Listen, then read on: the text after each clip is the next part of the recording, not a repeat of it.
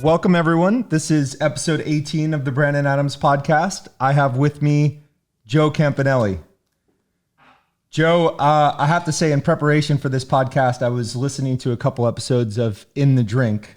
I didn't know about its existence till yesterday. You can guess my first episode was my friend David Foss. That was a great episode. Yeah, David's my business partner at LaLou, and which is my wine-focused restaurant in Brooklyn.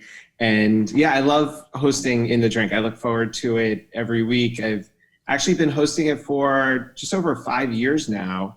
And there's some older episodes that you can find on Heritage, but all of the more recent episodes are on Apple Podcasts or Stitcher. And every week I speak to a wine professional. It's a big focus on winemakers, but you see people like sommeliers and wine directors like Dave Foss, wine journalists like Eric Asimov of the New York Times. And recently I've been focusing on how the coronavirus epidemic has been affecting the wine industry, which has been fascinating, seeing how everyone's dealing with it. So the other episode I listened to was Dustin Wilson at Verve. Dustin, I once had the pleasure of listening to him lecture on wine, and I think you'd be disappointed to say that I couldn't tell you the difference between natural wine and organic wine. So since LaLou focuses on natural wine, maybe you could explain the difference. It's a great question, and I'm sure there are plenty of wine professionals who don't know the difference between natural wine and organic wine. So let's start with organic wine, because that's the easier one. Organic means that it's wine that's made without the use of agrochemicals.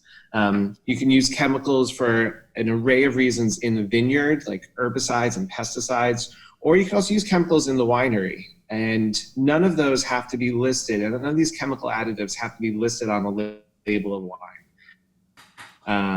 And you can have wines that are practicing organic, which the winemaker will tell you that we do everything organically, but they're not certified. And you can also have certified organic wines, which there's a lot of different certifications. Some are country-based, some are EU-based, some are United States-based, and they all have slightly different criteria for what constitutes an organic wine.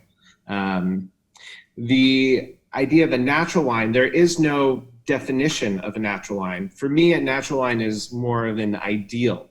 You sort of start with organic wine as a base, but the ideal is that you have nothing added and nothing taken away. So nothing added definitely meaning no agrochemicals, nothing taken away, and no added yeast as well, which you can have organic added yeast, I guess you could say. Nothing taken away, no filtration, no harsh mechanical ways of doing things. A lot of times natural wines have no sulfur added as well, or very low sulfur. This is sort of a hot button topic in the natural wine industry, whether sulfur is an allowed additive. Sulfur is basically an antibacterial and an antioxidant. So it preserves wine. And in an organically certified wine, you can have a certain amount of sulfur. And natural wines, some zero, some without. So it's very hard to say. Some people might self-identify as being a natural wine producer, and someone else might say maybe you're not, to our criteria, and vice versa.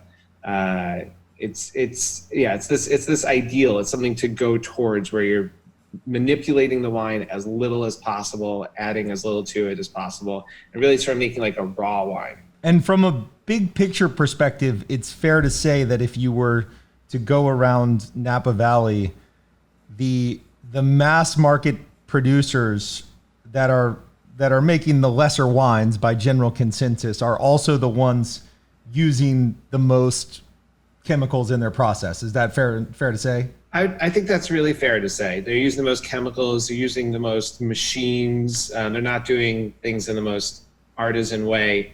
And sometimes it's a shame too, because Napa Valley has just like some of the most perfect growing conditions. It's sort of easy to make wine in Napa Valley. You have an abundance of sunshine.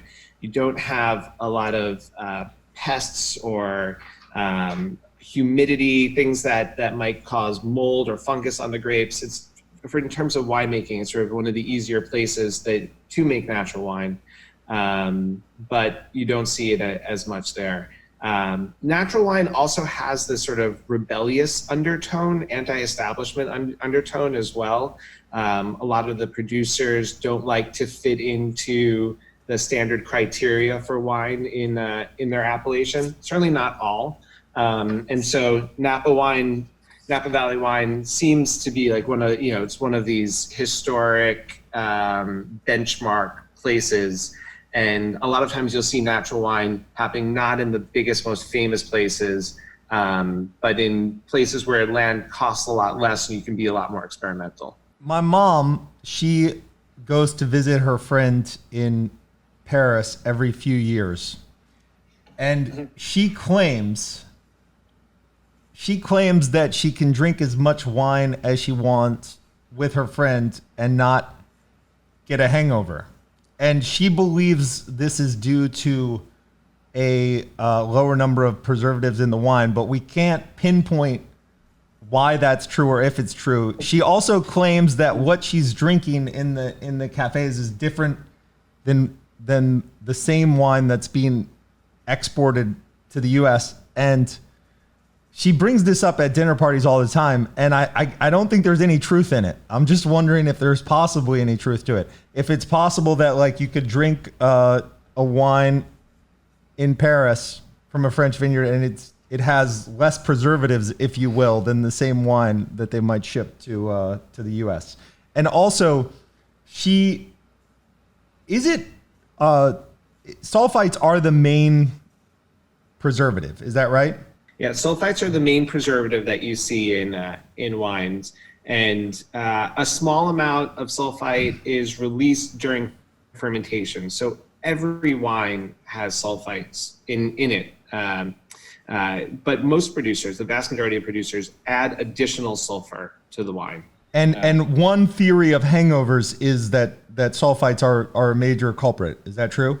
That's for sure a theory. Yes. Do you place a lot of stock in that theory, or? I think the main culprit of hangovers is alcohol, personally. Okay. I do believe that if you were to drink a similar amount of wine with low sulfur versus a mass-produced, industrially produced wine, you'll probably feel better with the low sulfur natural wine because you're not exposing yourself to whatever chemicals there might be. There's also an aesthetic for a lot of natural wines of being lower alcohol. Not all of them. I don't want to be one to contradict your mom. She sounds like a lovely lady, and I love that she goes. She is a real foodie, and her boyfriend is a sommelier, and they enjoy their food and wine quite a bit. She sounds very cool. I mean, it's possible that she is going to the cool natural wine bars in Paris with a sommelier boyfriend.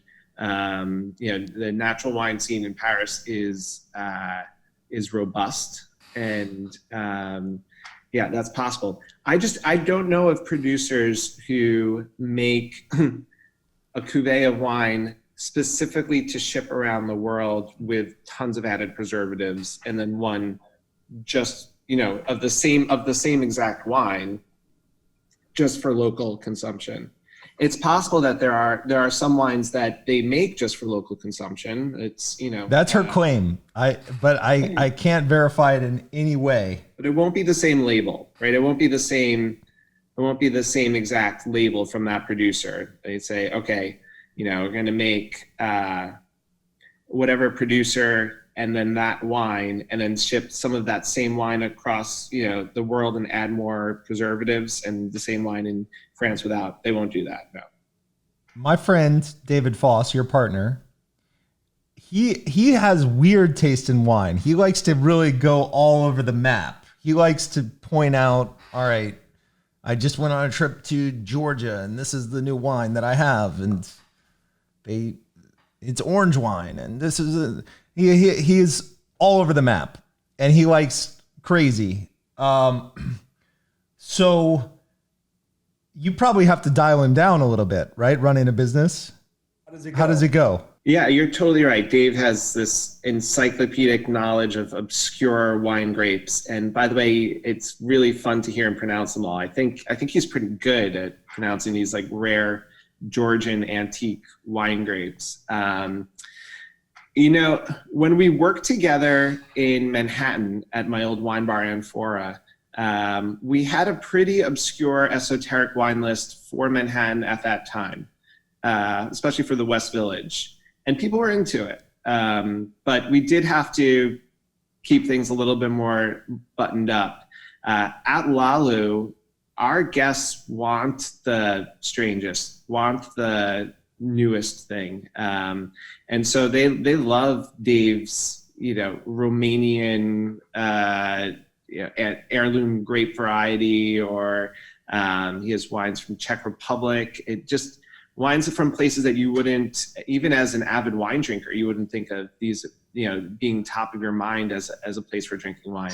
So I don't necessarily need to scale him back so much on those things, but we do balance each other out. I like some of the more classic wines. I like wines that represent in the glasses really that sort of like elegant and beautiful, and maybe don't challenge you physically and intellectually as much as, at least physically, as much as some of the ones that David's wines, challenge you. It's a nice balance between the two of us. So I want you to go into LaLou a bit and Fausto. I want to give you a compliment, which is that because of my friend Dave Foss, I broke one of my cardinal rules in life, which is to never make a private investment. And I invested in LaLou, and I've been really pleased with the way that you guys run a business. You guys are very clear communicators and very organized, and it's unusual, and it's a nice surprise. And maybe it doesn't feel very good to be running a business at a time like now, but you do a good job considering all of the things that you're navigating. So take me through the process of starting Fausto, LaLou. If you want, I would be interested in getting the long history. You started some of the best known restaurants in New York City. I can remember the days when L'Artusi was a very tough reservation. You can go through maybe the quick history of your New York career. First, before I do that, I just want to say, thank you for the compliment, and thank you for investing in us. We literally could not do this without investors, and you're really sort of like a patron of the culinary arts. And we don't take it lightly when someone gives us their money. We take that as a big responsibility, and we really want to let our investors know that that's something that it's important to us. We're being good stewards of it. We're being responsible, and we're communicating how we're using it. So I'm glad that, especially in the light of all, LaLou being closed right now for coronavirus pandemic, you still think that you're happy with making this investment.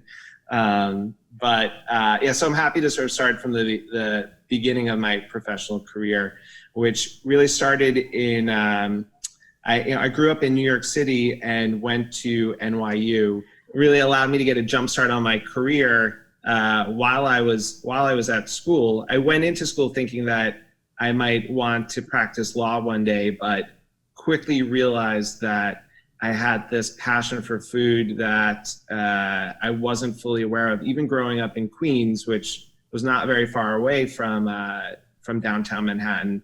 Being down in the city, seeing farmers markets, We had something called Restaurant Week, where you can go to a 3-star restaurant for lunch for $20. Being exposed to that was hugely important for me. And then at NYU, I took a class called Beverages my freshman year, which was predominantly about wine, but about all alcoholic beverages.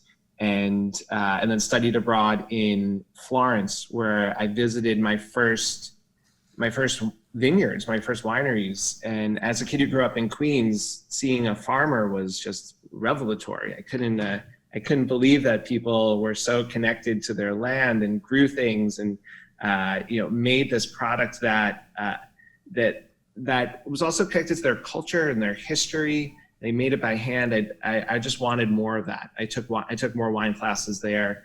When I got back from Florence, I walked into Italian Wine Merchants, which was an all Italian wine retail store. It was pretty revolutionary for the time. And this was 2004, my junior year, 2004, 2005, my junior year at NYU. And I bought their second least expensive bottle of wine. And I was underage, I was in college. I obviously didn't have a huge budget. And they treated me with this level of hospitality and professionalism that I really hadn't expected or seen since then. The place was beautiful too. There was one bottle of each wine on the shelves. And when you ordered a bottle, there was actually a dumbwaiter that went down into the cellar, and they retrieved a cellar temperature bottle for you. So my $14 bottle of Aglianico was retrieved from the cellar, presented to me at cellar temperature, wrapped in beautiful wrapping paper. And they were just so friendly and hospitable and clearly passionate about Italian wine, that as I was walking out, I turned around and went up to the person who was helping me, and I said, would you hire me? I just got back from Italy. I think this is the coolest place I've ever seen in my life. And they said no. I've never had no experience. And then I said, well, what about as an intern? And I don't think people are offering to work for free in wine retail stores too often. And they accepted me for an internship. And from that job, I really have made so many connections that had opened up so many doors to me later in my career, and great friends still to this day. So my next step was at the International Wine Center. I was taking the advanced class at their advanced level, and I wanted to do the diploma. They actually offered me a job at the Wine Center in New York City, and diploma was $5,000. I was at NYU not because I could afford it. I was there at the combination of loans and grants and scholarship, and so $5,000 for a wine class was a big luxury. And they offered me, I could do it for free. So I left Italian Wine Merchants, did a year at International Wine Center, started the diploma, and didn't really know what I wanted to do. I guess I also skipped the fact that my sophomore year in college, I worked at Union Square Cafe, a Danny Meyer restaurant, in the kitchen.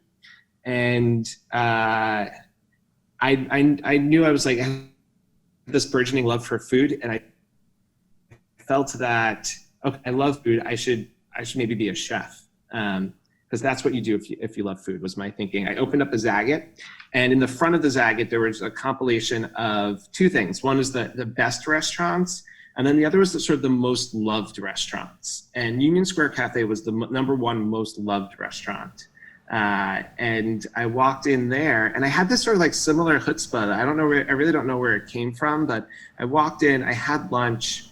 And after lunch, I went up to, there was a chef sitting at a table, sort of holding a meeting. And her name was Emily Isaac. And I just felt like she just looked like she was in charge to me. And I said, I just love lunch here. I love food. I'd really love to work here. Would you hire me in the kitchen? And she said, okay, what kind of experience do you have? And I said, I cooked at home a little bit. And she said, I don't think so. But I also was able to figure that out through a scholarship, and she eventually introduced me to Michael Romano, And honestly, they're some of the greatest, nicest people, but I hated working in the kitchen. It was like factory work. You're making the same thing over and over again, all throughout the night, especially when you're at this sort of low level. So I determined at that point that I'm never going to work in restaurants, because I could, for some reason, only envision if I'm going to work in a restaurant, it would be as a chef. But it's through Italian Wine Merchants and International Wine Center, I realized that wine, I wanted to have a career in wine. And then I was working as I was doing some wine sales while getting my master's degree at NYU, and for an all-Italian wine importer called Vinifera.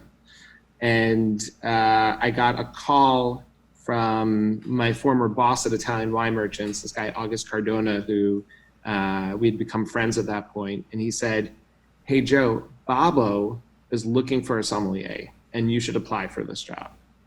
And I said to August, I have no front of house restaurant experience. Why would Babbo hire me? And by the way, the wine director then was this guy, David Lynch, who was a hero of mine, not the director, the guy who wrote Vino Italiano. And I had read his book back and front. And so I can't interview David Lynch for a job at what was the hottest restaurant in New York. And August said, I'll give you a good recommendation. And you did a ton of private events at Italian Wine Merchants. You got this. And so I interviewed with David. I was 23. And I don't know if they were desperate or if, I stroked his ego too much with, a lot with the, knowing Vino Italiano inside and out, front and back. But they offered me a sommelier job at Babbo at 23 years old with no front of house restaurant experience, which was wild. And not just a few months later, like 3 or 4 months later, August called me again and said, "Joe, I really want to open up a restaurant in the West Village, and I'd love for you to be my partner." And he offered me sweat equity in a restaurant at 23 years old, and I jumped at that opportunity. That was dell'anima in 2007. I actually lived above dell'anima for 5 years until I moved in with my girlfriend in a tiny little studio apartment right above dell'anima. So we opened dell'anima in 2007. L'Artuse and dell'anima luckily was super successful. We were turning away more people than we were seating every night. And we were open until 2 a.m., 7 days a week, which was wild. We had a great industry following late at night, and really a great neighborhood. I loved, it was great because I had the people in the West Village were coming, and then also from all over the city. And then there were a bunch of restaurants in the West Village. The West Village was sort of having a good dining moment. And then we opened L'Artuse in 2008. And luckily that was very successful as well. You're right. It's funny. We had the Zagat Guide was still very, very popular. And we were the number 2 Italian restaurant in Zagat. But the number 1 was Del Posto, and then the other one that was tied for number 2 was Meyer. And if you know these restaurants, they are really fancy. Del Posto has a piano player. Meyer is on Central Park South, and so we had a contingent of people who would come in thinking that we would be like a Del Posto or Meyer, and be disappointed that we were actually really, a little bit more casual. But we were just serving great food and great wine and great service without all of the trappings, which I really enjoyed, being able to deliver that sort of level of dining experience without having to pay too much for it or without having to really like dress up. You could just be comfortable. We opened our wine bar Anfora in 2010. which was also in the West Village next to dell'anima. That's where I luckily met Dave Foss. I think he joined in 2011, and we just hit it off. Even August would say from time to time, the two of you should open up a wine bar together one day. The two of you should do something together. It was clear we just were such good friends and had such a natural way about our communication with each other and our friendship. It was great. And then in 2015, we also opened a place called La Picho in 2012, a week before Hurricane Sandy, and a catering company called Epicurean Events. And the model there was I was an operating partner and the wine director for the group, and August was a managing partner, and he raised money and dealt with landlords and lawyers and investors and that sort of thing, which worked pretty well until 2015. He had suggested sort of structural change and had wanted to make a move and to leave the restaurants. And we worked on a deal to buy him out that got really far along, and then pretty much at the last minute, he decided to change his mind and said that he didn't want to do the deal any longer. And honestly, at that moment, I was extremely upset. I had this vision in my mind that I was going to take over this restaurant group that I had devoted so much of my whole 20s, really, so much of my life to. I lived above the restaurant. I cared deeply about it. I cared deeply about all the restaurants, and I had this great investor. The money wasn't coming from me. I had a great investor who I was able to convince to write a huge check, and we raised money, and then really devastated when he changed his mind. But was it a great learning experience. I mean, that was, I like to say it was it's an MBA. I thought at the time going through that deal and losing it was an MBA in restaurant business, but opening up Fausto and LaLou became the true MBA. But it was a great learning experience. And actually now that I'm in August's position, I have a lot more appreciation and respect for what it's like to be in this position, for what he did, and we're still good friends today. It took me a few months to get we're good friends, and I have a lot of respect for. It's hard to be in this position. You have to make a lot of people happy, but it was a great learning experience. And then I opened, so I left in 2016 after the deal fell through, and shortly after I left, the chef at L'Artusi also left. Her name is Erin Shambura, and Dave and I also started some conversations. And so I reached out to Erin and said, "Hey, we both live in Brooklyn. You left L'Artusi. You're a great chef. Let's open up a restaurant in Brooklyn." It took a few months to convince her. She decided that she wanted to spend the summer in Italy. But luckily she came around, and we opened Fausto in 2017, the end of 2017. And right around that same time, right after I left, Dave and I started having conversations about a wine bar or small wine-focused restaurant as well. I honestly didn't know which was going to open first, if it was going to be LaLou or Fausto. We were doing them sort of simultaneously, but just the way the timing worked out with the real estate. I think you were in from the beginning. There was an original location that we had for LaLou, and that fell through. We had signed a lease. It was a great location on Vanderbilt Avenue, where we are now as well. And the landlord bought this historic building on a corner. Vanderbilt Avenue, for those of you who don't know, is the main thoroughfare of Prospect Heights.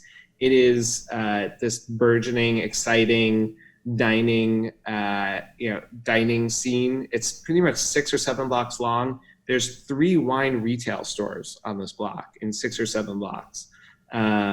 some great restaurants like Maison-Yaki and Olmsted and Alta Calidad and Ciao Gloria, all these great places. It's where you want to be in Prospect Heights, I think. And so we lost this first location, and then March of 2019, we found the second location and signed the lease March 15th, 2019, and then opened the end of June. Similar at Fausto, we signed the lease September 1st of 2017 and opened December 8th. So I like to do fast build outs. I love it. So it's the perfect intro for us talking about the restaurant business post-COVID, but I have to derail you for just 5 minutes. I wanted to talk about books for a moment because you're writing a book about wine. I am not alone in enjoying books about the restaurant industry. For some reason, books like Kitchen Confidential, I don't know what chord they strike exactly. Maybe it's just simple. Everyone loves food and wine, and they tell crazy stories about crazy people. Maybe it's just that simple. But I've found that post Kitchen Confidential, which I'm sure sold millions of copies, I've found other more obscure books. Restaurant Man by Bastianich, who I want to hear about, that I found very entertaining. And that was interesting because he tells the story about the restaurant business and the founding of Babbo and Del Posto, and he tells the story of each one not just as a food concept, but as a business. And then recently I've discovered this author, Mark Buford. Yeah. So Dirt is his recent one. And then Heat, I'm 45 minutes into it. It's in my car. I have the audiobook. And that one is quite dated at the moment. I guess it's 20 years old or something. Yeah. But he is a journalist, I suppose, who has an interest in food, and he has the concept that he's going to work for Mario Batali, I believe, at Babbo, if I'm not mistaken. And he's going to learn about cooking and the restaurant industry from Batali. I think that was the concept. I'm only 40 minutes into it. But anyway, it sounds like that interview that you had for Babbo, that was probably... That must be like restaurant legend, that was your interview at 23 at the time that you had it and you got the job. Like that must be seen as like a fairy tale for people in your industry, right? Yeah, definitely a legend in my own mind. I don't know if they regretted it terribly after, but luckily I keep in touch with David Lynch to this day, and he still continues to be someone I greatly look up to. And he actually wrote, Joe Bastianich was a co-author of David Lynch's book, Vino Italiano. I would also steer you to Danny Meyer's book, Setting the Table, if you haven't read that one yet. One of the things that I love about Danny Meyer, and I relate to him so much, is that his goal was really to professionalize the restaurant industry and say, we're not just a group of drug addicts, misfits. This can and should be a professional environment where people can have long, fulfilling, sustainable careers. Even Anthony Bourdain, you hear him speak. He says, that's not me anymore, right? Like it's not sustainable to live that lifestyle for such a long time. So I really love Setting the Table by Danny Meyer. It shows the professional side of the restaurant industry, and I think we've made a lot of strides towards making it a real career. I think 15 years ago, maybe if you're at a party and someone said, you said you're a server at a restaurant, they might ask, okay, well, what else are you trying to do? Are you an actor, an artist, or something? But now, if you say you're a server at a restaurant, at a good restaurant, especially, like that's cool. That's a career. Obviously the people who work with us are multifaceted and maybe have other dreams and ambitions, but I think having it be a professional place to work is something that I aspire to do, and I think that Danny really talks about it well, or writes about it well in Setting the Table. And then my book, I'm working on a book on Italian wine. It's going to come out hopefully it will come out in the fall of 2021. Published by Clarkson Potter, and I'm focusing on what are the main topics that are moving Italian wine forward. If you love Italian wine, what do you need to know about that is most current and of the moment today? Who are the producers who are moving Italian wine forward? What are the regions? It's a big focus on native grapes in Italy, because Italy grows a lot of French grapes like Cabernet Sauvignon and Chardonnay, which, certainly delicious grapes. But I think what makes Italian wine so special is the amount of native grapes that are Italian and don't grow anywhere else in the world. A big focus on organic, biodynamic, natural producers. And people are really making wines in an artisan method. There's been a movement away from those mass-produced industrial wines towards more artisan methods. And so focus on all of those things. And this is a book meant for people in the wine industry, but is it one that will be of general interest? Like, will I enjoy this book, or it's more for specialists? No, it's definitely of general interest. It's going to be written in a style that is easily digestible. So I think it's not going to convince, like, if you're on the fence about should I pay attention to wine or Italian wine, probably isn't going to convince you of that. But if you have a general interest in wine, you don't need to be an expert, but you're going to, I think, enjoy picking up the book. It's also beautiful. I'm already seeing some of the page layouts. And we are working with a great photographer. His name's Otter Thoresen. He's based actually in Torino. And I'd also say, if you have an interest in people as well, in the stories of people, we're focusing a lot on producers and telling their stories and what makes them special. I think there's something interesting with someone who works with their hands, is connected to their land, who does something in that manual way. I also think for people who are interested in general in food production and food ways, how things are made, you'll find interest in that as well. So in your bio, it mentions that you run marathons. Bourdain was known for extreme exercise, and Bastianich, he devotes, I don't know, maybe 10% of his book to his various exercise regimes, which included, if not Ironmans, then at least some marathons and some fast marathons.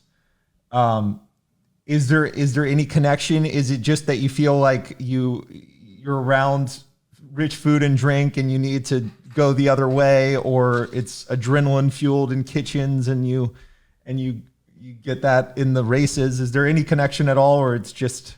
Yeah, that's true. This time last year, I was running my first ultra marathon, a 50K up at Bear Mountain, and I had planned on doing a 50 miler this year, but those plans are on hold for some time. I think that running, especially sort of endurance sports in general, put a lot of like daily stresses in perspective. You say, okay, running 31 miles seems pretty insurmountable, but then when you realize you can do it, something else that might mentally seem very challenging and sort of easier to grapple. It's like, it's a lot of running 31 miles is in training and preparation, and then just wrapping your head around doing it. And I feel like that's the case with a lot of tasks. I don't know what it is with restaurant people. I do think that for a lot of us, myself included, I love to eat and drink. And if I've gotten in a good workout or a good run, I feel better about, eating and drinking what I want to. I'd like to be able to do that for a very, very long time. And I think, I think that helps with it. But for restaurateurs too, opening up a restaurant is a massive endeavor, and maybe we're just attracted to doing challenging things. So for you, it's like the Zen aspect, sort of similar to the book, what we talk about when we talk about running. For Bastianich, it struck me that it was more that he was going down the Batali path of a couple of bottles of wine like he was going to excess, so he had to do a massive shift. I've never been one for massive excess. I've sort of been always on the more responsible side, but I still enjoy. I really enjoy wine and want to be able to drink a lot of it for a long time, but not. I don't think there's any. Excess is never my thing. So Bastianich and Mario Batali, they had tremendous restaurant success, and then they took it to a real blockbuster level with Italy, and I think that they were the main people around Italy.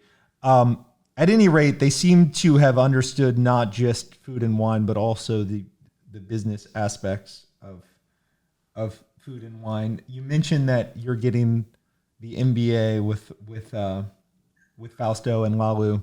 So you were in the process of getting the MBA. It was going well. The first year treated you very, very well. Everything. I remember one update where it's like, okay, it's looking great. Like the financials are solid and the path going forward is excellent. And then all of a sudden, year 2 of your MBA program, it just all the wheels came off. So when did you realize? Was it a sudden realization that the wheels were coming off, and then because there were actually 2 updates from LaLou during this environment, one where the wheels were coming off, and the other where the wheels were off. So where was that transition point? Yeah, as a new business, we do cash planning on a weekly basis. And so Dave and I meet with our bookkeeper on Tuesdays to plan to do cash planning for the week, what we're going to spend, what we're going to how we're going to use our money. And I remember having a meeting with the 2 of them and saying, I believe this COVID thing is going to affect our business, and so we should just plan for a little bit of a lighter week. Like Dave, I don't know if you place any wine orders yet, but I think you should cancel any orders. Like let's just be really tight for this week. And that was Tuesday, and then Sunday we decided to close. So would that have been like, I remember the most dramatic week was the week where like Rudy Gobert comes down with COVID, and then it turns out the whole Utah Jazz have it and they cancel everything. And it's sort of like that was a Wednesday and everything was canceled by Saturday. And that was also the week the markets were going insane and all of that. Is that about the time? Every day things were getting progressively worse. So that was Tuesday. We had that meeting. By Thursday, some of our staff started to get a little nervous. And I remember sending everyone an email saying, if anyone is nervous about coming to work, you are not required. There's no penalty. We won't hold it against you. Everything's a big question mark right now. So you can stay home. Just let us know. And that was Thursday. And then by Sunday, that week, I think Friday, Danny Meyer had closed all of his restaurants. And Sunday, Dave and I decided that, it's too unsafe right now. And then Monday, everyone was forced to close. So it happened very quickly. It it went from like day by day to hour by hour planning. And really on that Saturday and Sunday, Dave and I were speaking nearly an hourly basis. And then from that point, you found yourself in the epicenter of the COVID crisis, and I'm sure things shifted from being concerned just about the restaurant and business to life and friends and family and all of that. It was a catastrophic time, and you're in the dead center of it. And then you have the nation kind of acting in extreme fashion at the same time, and markets, businesses kind of going down. And there was a big policy response, but you have noted that the policy response has not helped restaurants as it might. So what aspects of the policy response, and of course, I'm sure we're going to be talking about the policy response for months or years, and so far it seems like a not so fair policy response that it has been targeted to financial markets and not so much individuals or businesses. But what aspects in particular make it not good or not especially helpful for a restaurant? Before I answer, I do agree with your assessment that, from the beginning, our concern was really the health and safety of our guests and our employees and ourselves, for that matter. So that's how we were making those decisions. So the policy response that most affects us was a loan program called the PPP, which was administered by the Small Business Administration. So it's SBA loan 7A. There's also there's another loan called the Economic Injury Disaster Loan, which is 7B, EIDL. And the initial issues with the PPP were, number one, that it was way underfunded. So very few restaurants actually received PPP.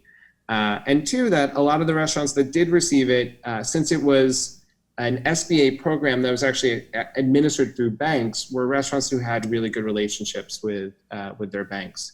And so you saw something like a publicly traded company get $10 or $20 million, whereas like all of these small businesses were not receiving anything. So that was sort of like the initial outcry over PPP. But then when you really dug into the details, the goal of PPP, and PPP stands for the Paycheck Protection Program, was to protect employees from being laid off. And since this came out several weeks after we were forced in New York City to close our restaurant doors, every restaurant laid off or furloughed all of their employees. So if the idea is to protect employees from being doing it, it's already starts off like it's too late. I think PPP was sort of designed for businesses that were affected by COVID to the point that they lost 25 to 35% of their business. And this would sort of incentivize them not to downsize because their business is lower. But for businesses that lost 100% of their employees, it didn't work. And I can tell you why. I'm not sure how familiar you are with the regulations around both using PPP and applying for loan forgiveness. The first thing, using PPP, 75% of the funds have to go towards payroll. We're not open right now. We have rent, we have utilities, we have accounts payable, our vendors. Our payroll is very minimum, so it's very hard to use 75% towards payroll. The other main aspect is that you have to use those funds within 8 weeks of receiving them in order to qualify for loan forgiveness. And then not only do you have to use those funds within 8 weeks to qualify for loan forgiveness, but you have to hire back 100% of your full-time equivalent employees, which the FTE employees, the definition for that seems to be changing, but it's either 30 or 40 hours a week. So you have to hire back 100% of those people by June 30th. And the loan is a big loan. It's 2.5 times your monthly payroll. So you want to be able to get that loan forgiven, especially with an unsure environment. On the other side of that, whenever this is. So then so you might say, all right, big loan, you have 2.5 times your monthly payroll, it's in your bank account, it's not going to be forgiven. Now you just have a big loan, which sounds not so bad. And on top of that, it's only 1% interest rate. Great. Like, when will you ever find money that cheap? Except there's a big issue with it. The payback period is only 2 years. And so a lot of people in our situation are saying, this is not money that we can use, because if we were to use all of it, we can't have this huge monthly payment at the other side of this, where we don't know what business is going to be like. And so there needs to be some changes. And I guess the last really challenging thing about PPP is that the changes are happening on a almost daily basis. So it's very hard to keep up to date with and keep track of what's going on. Luckily, we have the IRC, which is representing independent restaurants like ours in Washington. They're hoping they're trying to lobby for fixes to PPP, but we haven't seen any of them come through yet. So as it is right now, we have a lot of money in our bank that we cannot use. When you say a lot of money in the bank, you mean you've applied and gotten it, but feel like you shouldn't use it? That's correct. Yeah, we have 2.5 times our monthly payroll that we received as this PPP loan, but we feel like we shouldn't use it right now, because if they were to extend that forgiveness period, if they were, say, to extend it for 24 weeks, which is one of the top proposals, then we could say, okay, let's use some of the 25%, not the 75% for payroll, or during that period of time. They'd have to also get rid of that hire everyone back by June 30th, because there's no point in us hiring everyone back by June 30th if we will just have to lay them off again once the PPP funds run out. And the other proposal that would help us out a lot is getting rid of that 75% payroll minimum. So if you were to decrease that to, say, 50 or 25%, or just let us use the funds for any way that would help us reopen the restaurant, that would go a long way. This is probably a stupid question, but if you could prepay people, then you could probably use all of the funds for 8 weeks. Maybe that wouldn't be allowed, I would suppose, for I don't know, you could use it up in 8 weeks, but you're kind of prepaying them. I'm sure that probably is forbidden. No, we've asked all sorts of stupid questions throughout this, or all sorts of questions, should we pay people to sit at home, right? And so we'll pay people that 75%, and we'll use the other 25% on other approved expenses like rent and utilities. And should we pay people to sit at home? There's two issues with that. One issue with paying people to sit at home is payroll tax is not covered by this. So we're going to pay people to do nothing, and then we'll get hit with all the payroll tax.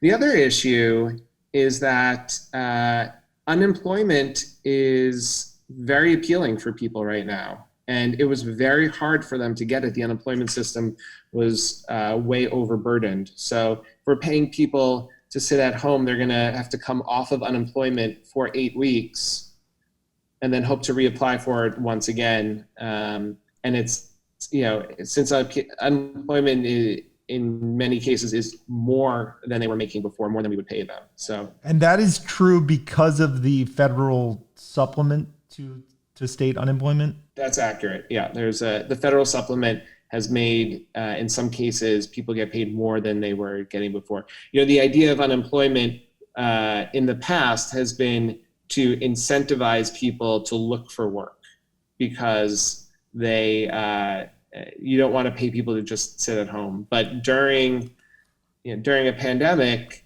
I I think the idea sort of shifted to, we want to pay people to stay at home, for this pandemic not to cause financial ruin, and for people to not have to like go out and maybe put themselves at risk, which I fully support. But it also means that it's harder for us to bring people back during this time. Does the federal supplement that right now the timing is indefinite on that?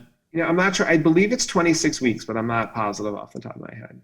The revenue side of things, obviously it's bleak with the social distancing that it is going to be required once opening does start.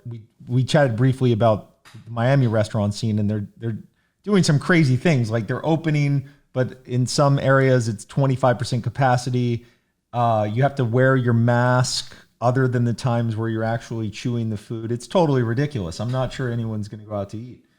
I don't know if they're actually going to enforce some of the policies that they have, but if they do, I'm not sure people are going to go out to eat. And I'm curious from a restaurateur's perspective, what is your break-even capacity if you're running on a shoestring? Because 25% capacity, why would you be open? Yeah, you're right. And I think you asked a lot of, if everything stays the same, you can't stay open at 25% capacity. You can't stay open at 50% capacity or 75% capacity. It's hard to stay open at 95% capacity. The so many restaurants run at such a slim margin that you really do need to keep people packed in there. The one caveat I would say to that is that this is all based on what you can work out with your landlord. Because as your business increases or decreases, there are a lot of costs also increase or decrease. You can adjust your payroll, your food costs, utilities to some extent. But rent is this huge fixed cost, especially in New York, especially even in Brooklyn. And so, a lot of landlords are still waiting to see how this pans out. And from my understanding, there's been no relief to landlords. So they're waiting to see how this pans out before giving people breaks with rent. I'd say if our rent went down to 25%, could we make it work? I think so.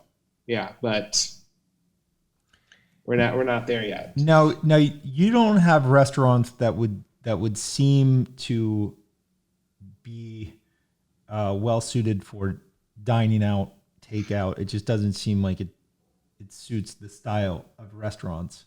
Some restaurants are. I find one of the bizarre storylines that because of the rise of .com stocks and the high valuations and so forth, it's sort of a subsidized business, like the DoorDash, Uber Eats. We don't know that business is somewhat of a subsidized business by financial markets. Like I think DoorDash would be one where they're probably losing a lot of cash, but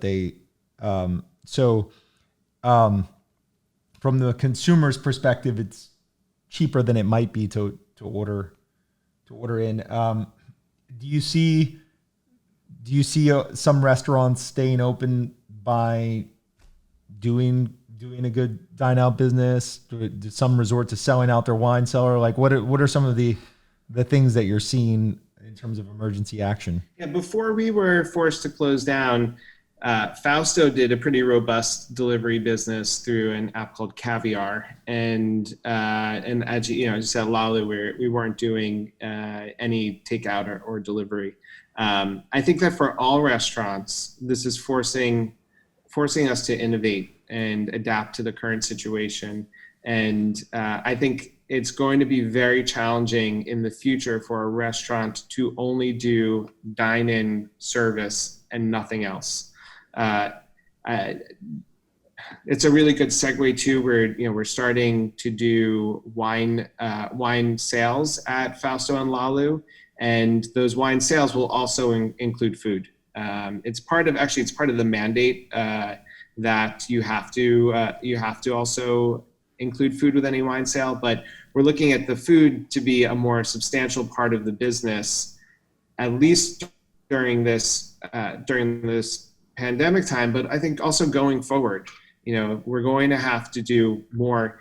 Doing a dine-in restaurant isn't going to by itself isn't going to fly financially, and so we're going to have to do more. And also Dave and I have really enjoyed doing these wine classes at LaLou. We used to do them at Anfora, so we've been hosting them via Zoom.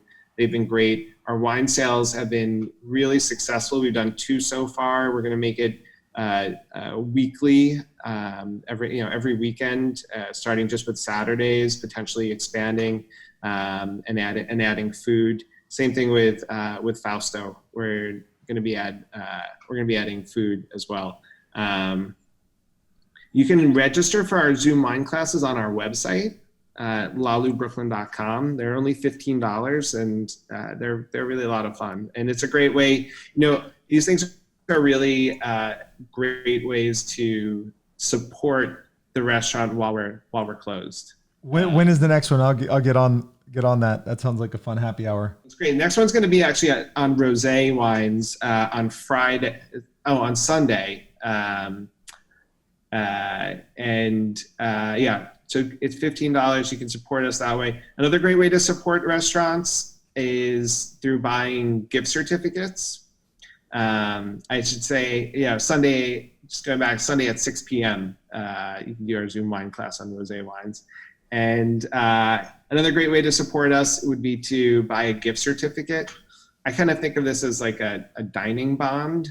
Your investment, your return is really that there's a better chance that a restaurant in your neighborhood will reopen in the future. You're not getting a percentage on it, but it's so helpful for us to have some extra cash through gift certificates, these wine sales, and the Zoom wine classes. So I have one last question for you, which is really about the macro environment, restaurants in New York City. As someone who loves restaurants, I find it heartbreaking that even a single restaurant will close down, because I think in New York City, it really is a consumer's paradise in that you have hyper competition for restaurants. So any restaurant that survives in New York City, I don't care what they do, if they survive for any length of time, they're awesome. In some aspect, they're really good, because it really is a hyper competitive environment, and it would be a shame to lose a single restaurant. We know we're going to lose many. I guess my question for you is I look at the LaLou situation, and I think a restaurant doing so well, they could have their fortunes change overnight. What must this mean for the rest of the industry? It must be dire. What do you see in terms of, if nothing changes from a policy standpoint, if PPP doesn't improve, if new programs don't come about, what do you see in terms of failure over the next year? If nothing changes, there'll be massive closures of restaurants. Like half? At least. I don't see, I keep in touch with a lot of operators as well. I have a few operator groups that I'm a part of, and landlords are sort of all over the place. It really depends so much on what landlords end up doing as well, as they're part of the equation.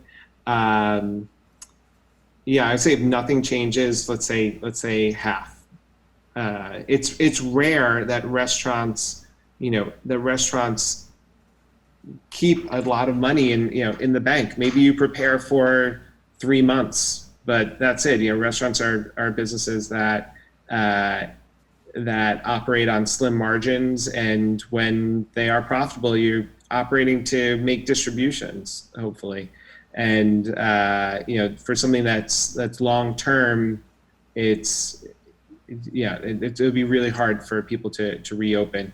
I think that what's complicating this even more is that we don't yet know when reopening will happen. We know that our governor said that restaurants will be in phase 3 of a 4-part reopening process. New York City is not yet at phase 1, and we just don't know when it'll happen, and we don't know what it'll look like, what the regulations will be, what our new costs will be. I'm looking at other markets, both domestically in Florida, where you are. Italy is reopening on June 1st. All over the world, seeing what everyone's doing. California has set some reopening guidelines. So we're looking to see and try to plan, but it's really hard to cash plan and project out what our cash needs will be when we don't know when it will happen. We don't know what the regulations will be. And then the third factor that we really don't know is what the dining public is going to feel like. Are they going to want to go out and eat when they're allowed to? I think if it was today, if people said you can come into LaLou tomorrow, the government said you can come into LaLou, and we said where everyone's wearing masks and we're sanitizing surfaces, we're not going to get the same amount of people. I don't know if we'd get half as many people as we would, before this happened. So that's the other factor. There's a lot of uncertainty right now. Well, we're gonna have to talk if you decide to come down to Miami. That sounds like a fun project. You'll have to keep me in the loop. That is terrifying and depressing, I have to say. We can only hope that they will come up with some programs to ease the transition. Now, if the appetite is permanently changed, then there's nothing we can do. It's heartbreaking, but restaurants will have to close down if appetites permanently change. If somehow people have just decided that their preferences are different than they were, and their preferences will stay different, and they just like to eat at home more. So that's one thing, but it's another thing if restaurants are forced to close because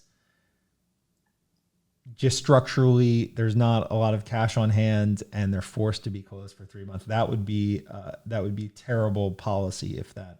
I agree with that, and I love travel. I love flying on airlines. I've never been on a cruise, but like there've been industry specific bailout packages for airlines and cruises, even though those industries actually employ significantly less people than the restaurant industry.